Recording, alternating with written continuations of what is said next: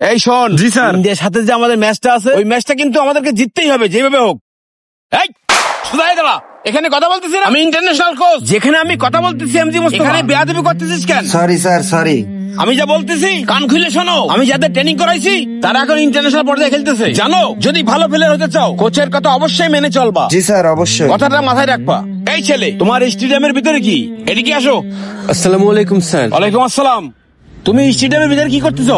Sir, আমার বাড়ি ওই যশোর নূরপুর গ্রামে। আমি আপনার কথা মেলা শুনেছি স্যার। আপনি ইন্টারন্যাশনাল পর্যায়ের কোচ। আমার ফুটবল খেলার মেলা শখ স্যার।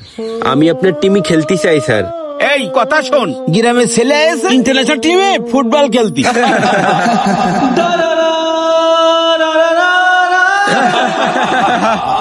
স্যার, ফুটবল খেলতে আমি খুব ভালোবাসি। আর আপনি তো একজন ইন্টারন্যাশনাল কোচ। স্যার, আপনি আমারে একটু সুযোগ দেন না স্যার। আপনি যদি আমারে সুযোগ দেন তাহলে আমি আমার স্বপ্ন পূরণ করতে পারবো। প্লিজ স্যার, আমি আপনাকে রিকোয়েস্ট করতেছি স্যার। হে, গ্রামের খ্যাত কয় কি আমাদের স্যারের পিছনে বড় লোকে ছেলে বিলে লাগে রে খেলার জন্য, তাই চান্স পায় না। আর এই গ্রামের তো এসে চলে আসে ফুটবল খেলতে। তুই ফুটবল খেলতে আছিস? ফুটবলের বানান জানিস? এই ফুটবল খেলা কি মাঠে ধান লাগানোর কাজ? বললি হয়ে গেল। গ্রামের ছেলে গ্রামে ফিরে যা, তোকে দ্বারা ফুটবল খেলা হবে না। যা খ্যাত কোথাকার যা। কনকের কোন নূরপুর গ্রামের খ্যাত ফুটবল খেলতে আইস, চা এখান থেকে। শুনেন স্যার, আপনি আমাকে যা বলতেছেন বলেন, আমার গ্রাম নিয়ে কিছু বললেন না স্যার। আমি গ্রামের ছেলে হতে পারি, কিন্তু ফুটবল খেলা আমরাও জানি স্যার। আপনি ইন্টারন্যাশনাল পর্যায়ের কোচ, এজন্যই আসছিলাম আপনার সাথে দেখা করতে। আসলে আপনাদের মতো মানুষ যদি আমাদের একটু সাহায্য করতো, অবহেলা না করতো, তাহলে আমরাও কিন্তু স্যার ভালো পর্যায়ে খেলতে পারতাম। এই তোরা গ্রামের ছেলে মিলে ফুটবল খেলা সম্বন্ধে কি বুঝিস? আমার ক্লাবের একটা ছেলের সাথে খেলতে গেলেই তোর মতন 10টা প্লেয়ার লাগবে। স্যার, ছোট মুখে বড় কথা বলতেছি, কিছু মনে করবেন না স্যার। আপনাদের মতো এত বড় মাপের লোকেরা যদি আমাদের মতো নতুন প্লেয়ারদের যদি একটু সাপোর্ট করতো, তাহলে আমরাও বড় কিছু করতে পারতাম।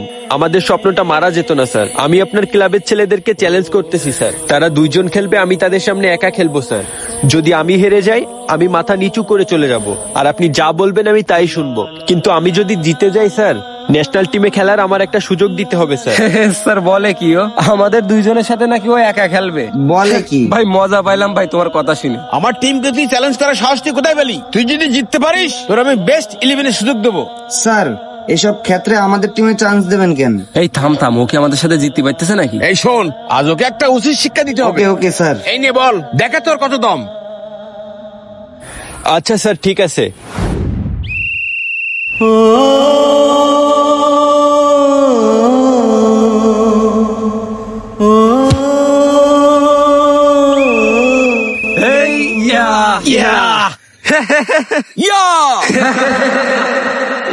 গ্রামের ছেলে খেলতে পারে না, আবার মাঠে ফুটবল খেলতি। এই ঠেকা ঠেকা।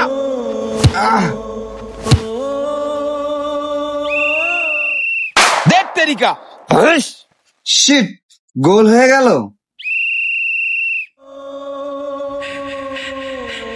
এই উপরে ওঠ, উপরে ওঠ, উপরে খেল, উপরে খেল,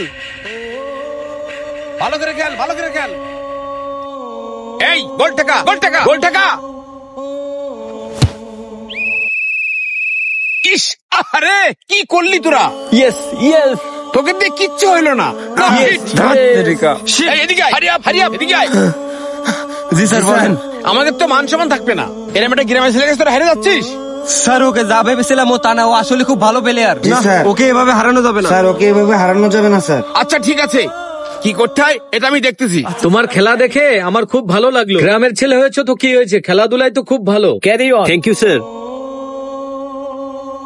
এই যে রেফারি সাহেব। জি বলেন। বলতেছি আমাদের ক্লাবের একটা মান সম্মান আছে, আমাদের জেলায় বড় একটা নাম আছে। আমার সম্পর্কে তো আপনি জানেন, এখন গ্রামের ছেলেবেলে কাছে আমাদের ছেলেবেলে হেরে যাচ্ছে। ওরা যেভাবে হোক একটু হারায় দেন, টাকা যত লাগে আমি দিবানি। না না, আপনি যা বলছেন এটা কোনোভাবেই করা সম্ভব না। আমি একজন ইন্টারন্যাশনাল মানের রেফারি, সবাই আমাকে বিশ্বাস করে। আপনার এই কাজ আমি করতে পারবো না, থাকেন। রেফারিও এখন ভাব দেখাচ্ছে।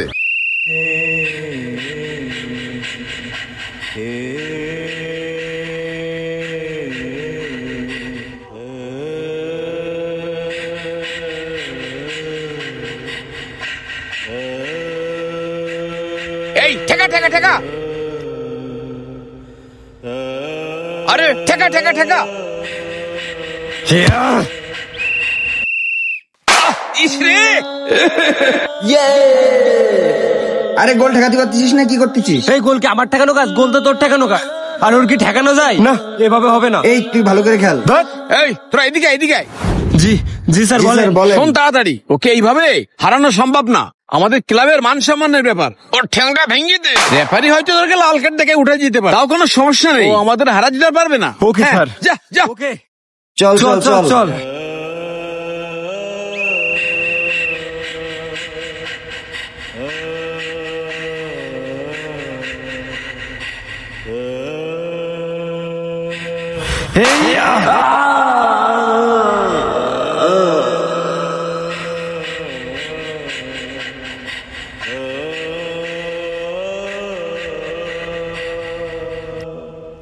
ইয়েস,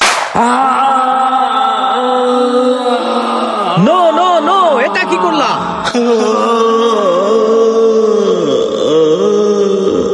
নাটক করিস।